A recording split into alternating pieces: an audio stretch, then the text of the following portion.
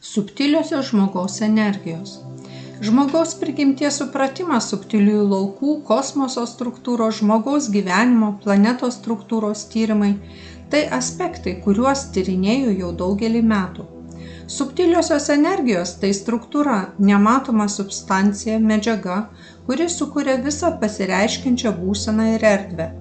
Dabar mokslininkai skiria tam daug dėmesio ir sako, kad viskas susideda iš subtiliųjų vibracijų. Žmogus šias vibracijas generuoja savyje. Mes matome, jaučiame, mylime, nekenčiame, priimame, atmetame. Visa tai yra subtiliosios vibracijos. Mes gauname šį lauką, šią būseną. Yra prietaisų, kurie matuoja šį spinduliavimą. Tai, ką mes skleidžiame, formuoja mūsų realybę, mūsų gyvenimą. Subtiliosios energijos – tai kosmosas. Tai viską sudarantis sąsukiniai laukai. Juose yra kvantinių dalelių, kurias sudaro sukiniai. Sukinys – spin. Tai yra informacijos apie ką nors dalelė. Tai trimatė struktūra, kuri subtilioje, nematomoje plotmėje paaiškina viską aplink ir net mus. Vidinėje žmogaus būsenoje sąmonė dirba nenutrūkstamai. Jei žmogus myli, išliedamas meilės emocijas, jis yra aukščiausiame lygmenyje, bet jei iškyla neigiami prisiminimai, pasąmonė jaučia destrukciją. Pasąmoninis mąstymo lygis fiksuoja viską, kas vyksta žmogaus gyvenime. Žmogus 95–98% savo gyvenimo gyvena pasąmoningai. Žmonėms trūksta sąmoningumo, rimto gyvenimo supratimo. Todėl žmonės nuskaito informaciją iš pasąmonės. Spontaninės mintis, jausmai – tai pasąmoniniai mąstymo lygmenys. Sąmonė apima pasąmonės ir viršsąmonės aspektus. Yra viena struktūra, kuri savo dalelėmis persmelkia visą kosmosą. Tai sąmonė. Viskas, ką matome aplink save, yra persmelkta sąmonės. Kiekviena žmogaus kūno ląstelė yra pripildyta sąmonės. Visi žmonės ląsteliniame lygmenyje turi viršsąmonę. Mokslininkai įrodė, kad kiekviena ląstelė nuskaito informaciją iš kitų ląstelių ir ją perduoda. Visi žmogaus organai turi savo ląsteles ir jos keičiasi informacija. Vidinis žmogaus organų ir sistemų pasaulis vadinamas mikrokosmosu. Žmogui yra būdingos supergalios. Kiekvieno žmogaus užduotis evoliucijos procese yra jas atrasti ir išmokti valdyti. Tada žmogus galėtų pats valdyti savo gyvenimą. Gilinimasis į save, savęs supratimas, savęs tyrinėjimas yra labai svarbu kiekvienam, nes tik suvokę savo tiesas galėsite tvarkyti savo gyvenimą. Jei žmogus eina klaidingu keliu, anksčiau ar vėliau jam teks sumokėti už savo netinkamus poelgius. Mes visi esame atsakingi už kiekvieną mintį, kiekvieną žodį, kiekvieną poelgį. Gyvenkite sąžiningai, nebūkite klastingi, nesinaudokite žmonėmis. Bet koks organizmo sutrikimas, liga yra ženklas, kad kažką darome ne taip. Subtilusis žmogaus kūnas sąveikauja su žmogaus organais ir taip jie yra pažeidžiami. Pavyzdžiui, jei žmogus kenkia kitiems, jam gali skaudėti kojas.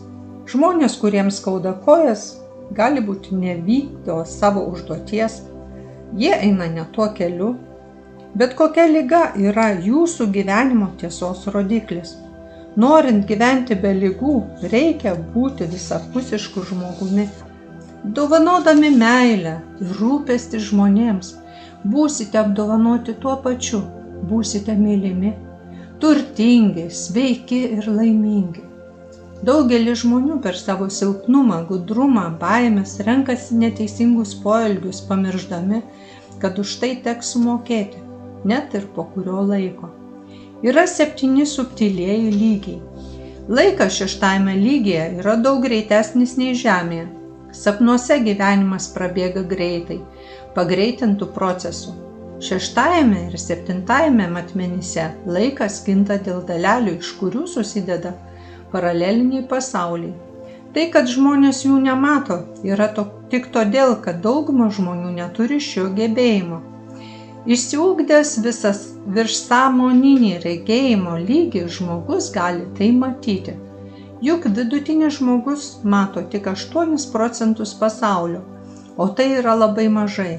Yra daugybė paslapčių, kurias žmogus gali atskleisti mokydamasis, jei tik to nori.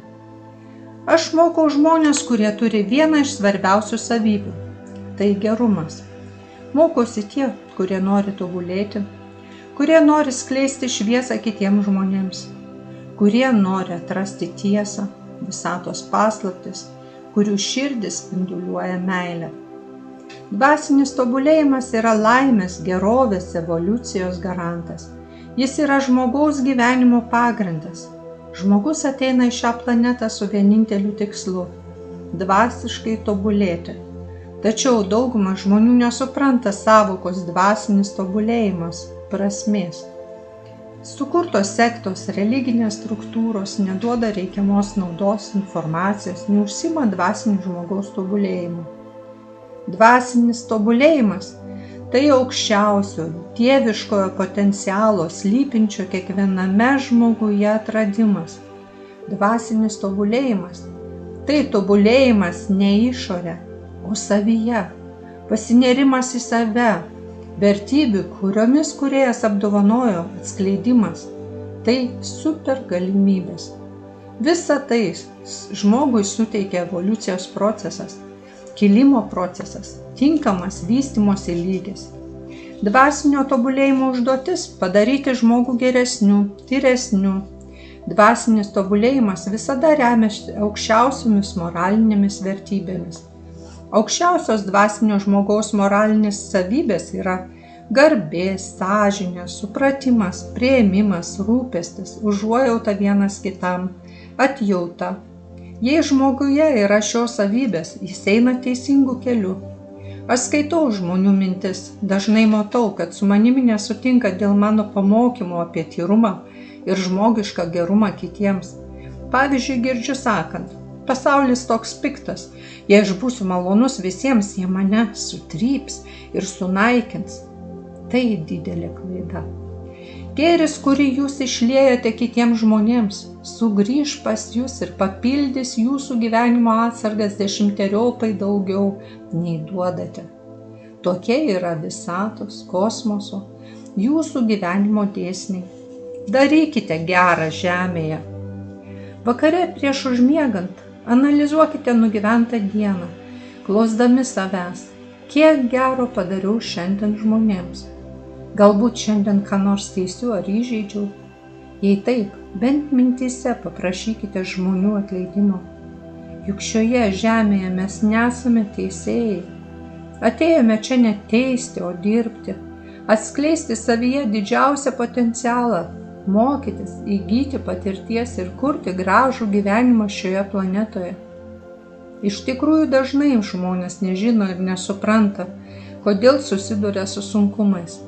Savo problemose jie pradeda ieškoti, ką apkaltinti. Tai klaidingas supratimas. Nėra ko kaltinti. Viskas, net ir sunkumai žmogui duoti ne be priežasties. Sunkumai prisideda prie jūsų evoliucijos. Neišgyvenę blogo, nesužinosite, kas yra gera. Tačiau ne visi žmonės perėję ir išgyvenę sunkumus išlieka gerais. Ne visi. Tokiais išliks tik tikri žmonės. O žmonės, kurie apsimetė maloniais, būdami visiškai kitokios vidinės būsenos, tam tikru etapu, tam tikromis aplinkybėmis pasirodys, kokie jie iš tikrųjų esą. Kiekviena gyvenimo akimirka yra modelis. Niekas jūsų gyvenime nevyksta atsitiktinai. Jūs dabar skaitote šią knygą. Ir tai nėra atsitiktinumas. Paklauskite savęs, ką turiu suprasti skaitydama šias eilutes. Gal jos parašytos būtent man? Gal man reikia susitvarkyti savo gyvenimą ir pradėti viską iš naujo? Niekas nevyksta veltui. Kiekviena situacija duodama žmogui dėl kažko, pavyzdžiui, iš tavęs ką nors pavogė. Jokia vagystė nėra atsitiktinai. Galbūt žmogus, iš kurio buvo pavogta, kažkam nedamokėjo, o gal taip, kam nors pavydėjo, kad įnešė griaunančią energiją į kito žmogaus lauką, o paskui tą pačią neigiamą energiją gavo atgal. Štai kodėl iš jo kažkas buvo pavogta. Jis atėmė energiją iš kito žmogaus lauko ir pats savo sukėlė destrukciją. Gal jis buvo kažkur godus ir ne vieną kartą? Iš prigimties esu labai pastabi. Ir stebėdama žmonių gyvenimus žinau, kad vagystės nutinka tiems, kurie yra godūs. Godumas tai taupumas. Taupumo būdas yra godumo aspektas. Žmogus pareiškia visatai, kad jis save riboja. Kosmosas neanalizuoja, jis suteikia situaciją pagal žmogaus prašymą ir tada žmogui tam tikrose situacijose teks dar labiau save apriboti. O kiek daug žmonių veltui laukia laimės, o jos nėra. Todėl, kad žmogus jos nepritraukia, nesukuria. Ribotumas ir godumas viskam, pinigams, gerumui, rūpesčiui, meiliai, sukuria dar labiau apribotas situacijas. Godumas yra yda. Matau tokių žmonių sielas. Jos kenčia. Ši yda sugriaužia patį žmogų. Kosmose visko yra daug. Pasirinkite daug ir daug jums bus duota. Svarbiausia, kad tai būtų naudinga jums ir žmonijai. Sąmoningas pasirinkimas sukuria sąmoningų sprendimų priėmimą. Deja, žmonės gyvena nesąmoningai, nesuvokdami, kodėl ir ką daro savo gyvenime. Sąmoninga būsena – tai supratimas, kurį žmogus analizuodamas mato galutinį savo pasirinkimo rezultatą. Pavyzdžiui, visi žino, kad rūkyti yra blogai. Žino, bet ne visi žmonės suvokia, kokią žalą daro savo organizmui. Jie nesuvokia savo evoliucijos proceso. Kai tokių žmonių klausiu apie tai, kiek jie supranta cigarečių žalą, jų organizmui jie atsako, taigi mes vis tiek mirsime. Taip, bet po mirsime yra tęsinys. Kur būsite po to? Kas nutiks jūsų sielai? Priklauso nuo to, kaip vertinate savo gyvenimą dabar. Taigi, kai yra sąmoningumas, žmogus neturi žalingų įpročių. Ne todėl, kad kažkas verčia jų atsisakyti, bet todėl, kad žmogus sąmoningai suvokia žalą ir lengvai jų atsisakys. Viskas žmogaus gyvenime ir jo evoliucijos procesai yra neatsitiktinai, o natūralu, net mintis. Jūs paklausite, ar ne mes patys jas sukūrėme? Ne, mes jas pasirenkame. Egzistuoja energetinė informacinė struktūra, sąsukinis laukas. Jame yra visi bet kokios informacijos variantai. Bet kurią ten esančią informaciją nuskaito smegenų funkcijos, neuronai. Žmogaus kūne 7 čakra yra prijungta prie sąsukinio lauko ir iš ten mes paimame šias mintis. Žmogaus pasąmonė yra susijusi su sąsukiniais laukais. Egzistuoja skirtingos mintis, o tai reiškia, kad yra skirtingi erdvės lygiai. Ir kiekvienas žmogus su tam tikru erdvės lygiu jungia pasąmonę. Todėl mintis atsiranda nesąmoningai. Ne visada žmogus eikvoja energiją mintims sukurti. Yra tokių minčių, kurios tarsi savaime atsiranda. Tokios mintis kyla iš pasąmonės. Tos mintis, kurias žmogus sukuria, yra grynosios mintis. Jos yra iš sąsukinio lauko. Tokios mintis yra kūrybiškos ir gali būti įgyvendintos. O žemo dažnio mintis yra pasąmonės lygio mintis. Pasąmonė susijusi su kolektyvinė pasąmonė.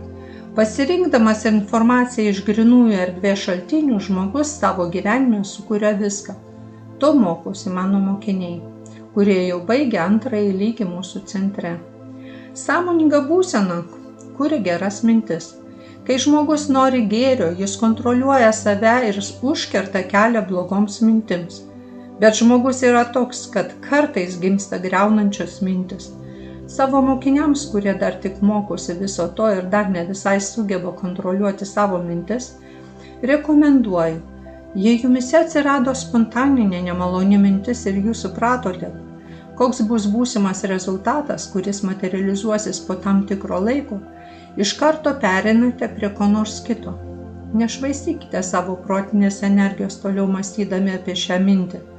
Pereikite prie kitų dalykų, kurie jūs supa. Pagalvokite apie ką nors kitą. Tokiu būdu, jei šios minties nepuoselėsite, energijos galia, ji ilgainiui išsisklaidys, susilpnės ir galiausiai išnyks. Viskama, apie ką jūs ilgai galvojate, suteikėte tam galimybę įgyvendinti. Tai reiškia, kad tai ateis į jūsų gyvenimą kaip įvykis. Tokia